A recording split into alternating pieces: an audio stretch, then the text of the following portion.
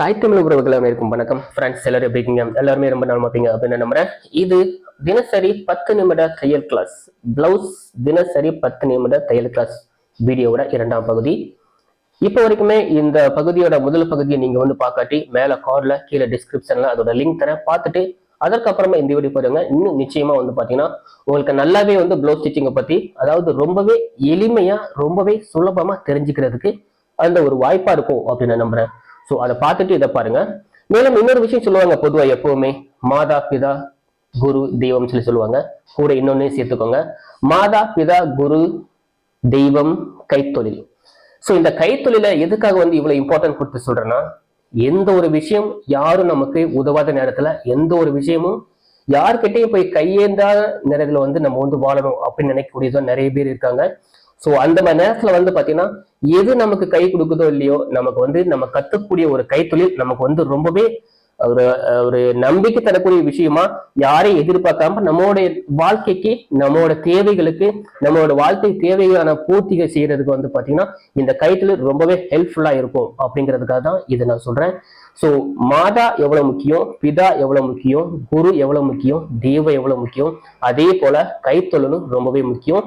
இதை புரிஞ்சு அறிஞ்சு நம்ம ரொம்பவே கவனமோடையும் ரொம்ப ஒரு ஆசைப்பட்டு ஒரு ஒரு ரொம்ப இன்வால்வ் இருந்தா மட்டுமே இதை சரியான முறையில் கத்துக்க முடியும் அப்படிங்கிறது என்னுடைய தாழ்மையான கருத்து. ஸோ அதனால நம்ம வேலையை கத்துக்கணும் அப்படின்னு நினைக்கிறவங்க நிறைய பேர் பாத்தீங்கன்னா எனக்கு மெசேஜ் பண்ணும்போது இந்த விஷயம் நீங்க கேட்குறீங்க அப்படிங்கும்போது ஒரு ஆர்வ மிகுதியோட இருந்தா மட்டுமே இந்த தொழிலை ரொம்ப சீக்கிரமா கத்துக்க முடியும் அப்படிங்கிறது என்னோட தாழ்மையான கருத்து.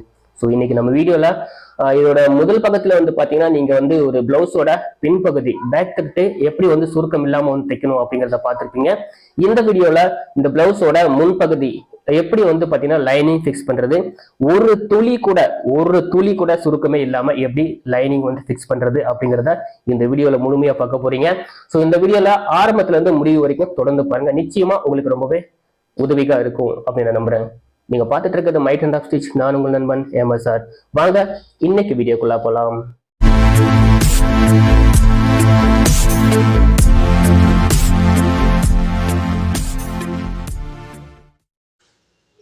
இப்போ பிளவுஸோட பின்பகுதி, அதாவது பேக் தட்டை நம்ம ஃபினிஷ் பண்ணிட்டோம். அதற்கடுத்து இந்த பிளவுஸோட பட்டி பீஸ், பெல்ட்டுன்னு சொல்லுவாங்க இல்லையா, பட்டி பீஸ், இதை ஃபஸ்ட்டு நம்ம ரெடி பண்ணிக்கலாம். ஏன்னா நார்மலாக நம்ம தைக்கக்கூடிய ப்ளவுஸில் இந்த பட்டி, அதாவது மெட்டீரியலை சொல்கிறேன், இந்த பட்டி துணிக்கு அவ்வளோ இம்பார்ட்டன்ட் கொடுக்க மாட்டாங்க நிறைய பேர். எப்போயுமே ஸ்ட்ரெயிட்டாகவே தைச்சிட்டு அப்படியே வெட்டிட்டு தைச்சிட்டு போயிட்டே இருப்பாங்க. பட் இந்த மாதிரி சாஃப்டான மெட்டீரியலை நீங்கள் பட்டி ஃபிக்ஸ் பண்ணும்போது அதை எப்படி தைச்சி வச்சுக்கணும், எப்படி ஃபினிஷிங் கரெக்டாக கொடுக்கணும் அப்படிங்கிறத தெரிஞ்சுக்கோங்க.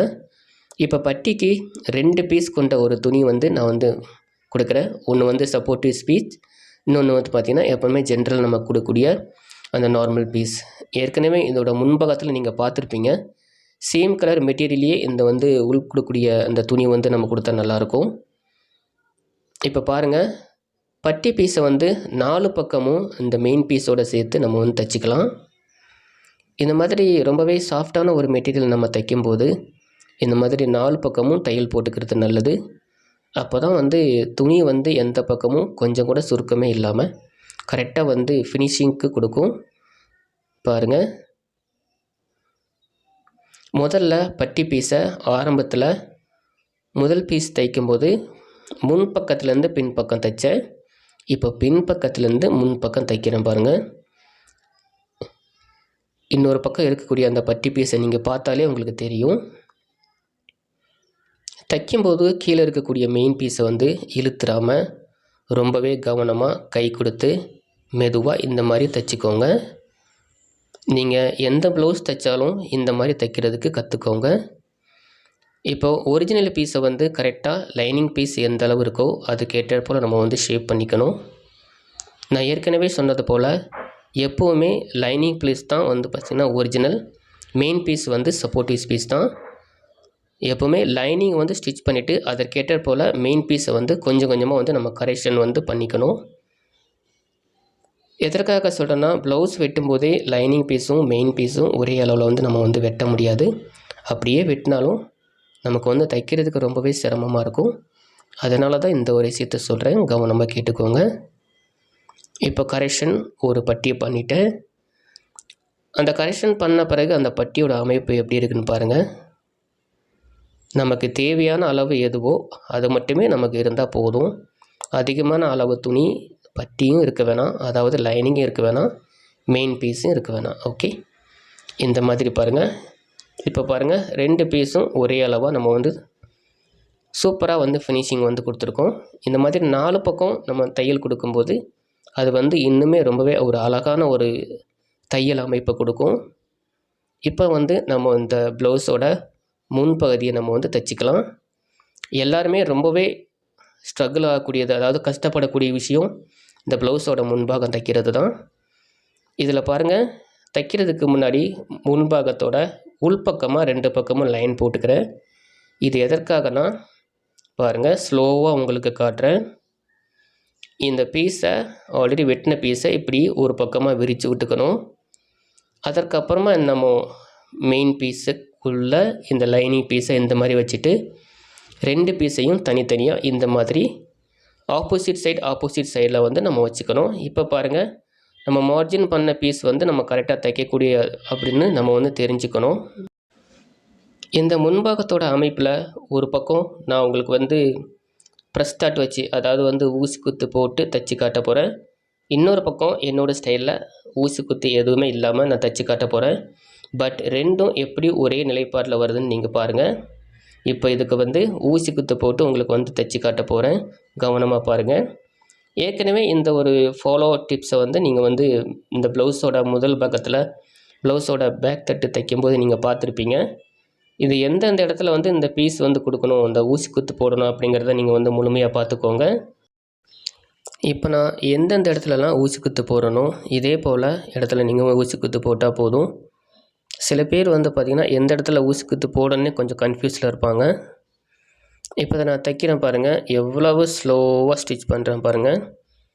இந்த மாதிரி தைக்கும்போது ரொம்பவே அவசரப்படாமல் 2 கையும் ஒன்று போல் பக்கத்தில் வச்சுட்டு கொஞ்சம் கொஞ்சமாக தைக்கணும். பாருங்கள், இப்படி தைச்சி முடிச்சிருக்கேன். அந்த கழுத்து பீஸ் எப்படி கொஞ்சம் கூட சுருக்கமே இல்லாமல் எவ்வளோ அழகாக நீட்டாக வந்திருக்கு பாருங்கள். அதற்கு காரணம் வந்து நான் தைக்கும்போது கை வந்து எப்படி கொடுத்து தைக்கிறேன்னு பாருங்கள். மெயின் பீஸும் லைனிங் பீஸும் ரெண்டும் ஒன்றா படிஞ்சு வர மாதிரி கை வந்து நம்ம வந்து படிமானம் கொடுத்து தைக்கணும். பாருங்கள், எந்த இடத்துலையும் வந்து நம்ம வந்து மெயின் பீஸும் லைனிங் பீஸும் நம்ம வந்து கையை விட்டு நம்ம நீக்கிடவே கூடாது. நம்ம கை வந்து வாட்டம் கொடுத்து தைக்கிறதுல தான் அந்த படிமானங்கிறது உண்மையிலே வந்து நல்லாவே வந்து ஒரு ப்ளவுஸ் ஃபினிஷிங்கை வந்து கொடுக்கும். இப்போ இந்த ஊசி குத்து பூரா நான் எடுத்துட்டேன். இப்போ நம்ம அடுத்த ஒரு பீஸ் ஊசி குத்து இல்லாமல் நான் உங்களுக்கு தைச்சி காட்டுறேன் பாருங்கள். தைச்சி முடிச்சுட்டு இந்த 2ஐயும் உங்களுக்கு காட்டும்போது 2ம் எக்ஸாக்ட்லி எந்த விதமான ஒரு வித்தியாசமும் இருக்காது உங்களுக்கு. 2ம் ஒரே நிலைப்பாட்டில் தான் இருக்கும். இப்போ பாருங்கள், எல்லாமே சமநிலையில் வந்து நான் வந்து மெயின் பீஸும் லைனிங் பீஸும் வச்சுருக்கேன். இப்போ தைக்கும்போதும் கை பாருங்கள் எவ்வளோ வாட்டம் கொடுத்து மெதுவாக ஸ்லோவாக தைக்கிறேன்னு பாருங்கள். அவசரம் என்பது நம்ம வந்து ப்ளவுஸ் தைக்கிறதுல வந்து எப்போவுமே வச்சுக்கூடாது. நிதானங்கிறது ரொம்பவே வந்து முக்கியமான விஷயம் நம்ம டெய்லரிங்கை பொறுத்த வரைக்கும். இந்த நிதானம் தவறும்போது சில மிஸ்டேக் பண்ணுறோம். அதனாலேயே வந்து இந்த தொழில் இவ்வளோ கஷ்டமாக இருக்கேன்னு சில நேரங்களில் வந்து நினைக்க தோணும். நம்ம நிதானம் தவறாமல் மெதுவாக நம்ம இதை கையாளும் போது பாருங்கள், இந்த ரவுண்ட் இடத்துல எவ்வளோ ஸ்லோவாக நான் தைக்கிறேன்னு பாருங்கள். எவ்வளோ ஸ்லோவாக தைக்கிறேன்னு பாருங்கள். இதே மாதிரி நீங்களும் தைச்சிக்கோங்க. இதே மாதிரி நீங்களும் தைச்சி பழகுங்க. இந்த லைனிங்கில் பிடிக்கக்கூடிய அந்த தையல் அளவு கரெக்டாக வந்து நான் அந்த மிதி அளவு தான் வச்சுருக்கேன்.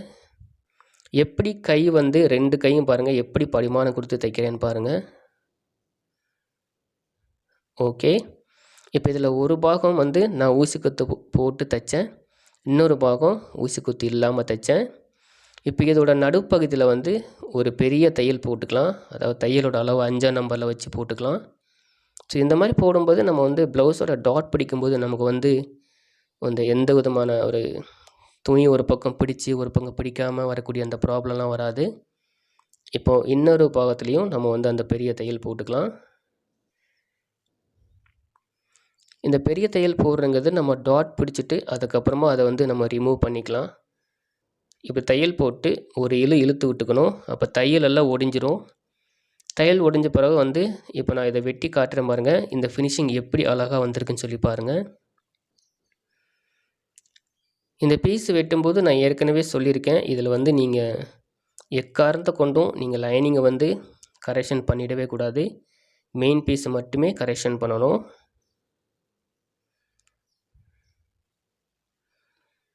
இது வெட்டும்போது அவசரப்படாமல் நிறுத்தி நிதானமாக மெதுவாக வெட்டி பழகுங்க. பார்த்தீங்களா, நான் எவ்வளோ ஸ்லோவாக வெட்டி காட்டுறேன்னு சொல்லி பாருங்கள்.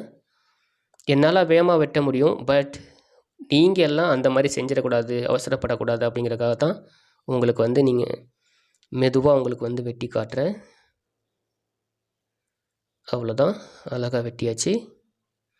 இப்போ இதில் நம்ம பிடிக்கக்கூடிய பாருங்கள், இப்போ இந்த பீஸ் பாருங்கள் எவ்வளோ அழகாக வந்திருக்குன்னு பாருங்கள். இதே போல் இன்னொன்று நம்ம வந்து வெட்டிக்கலாம்.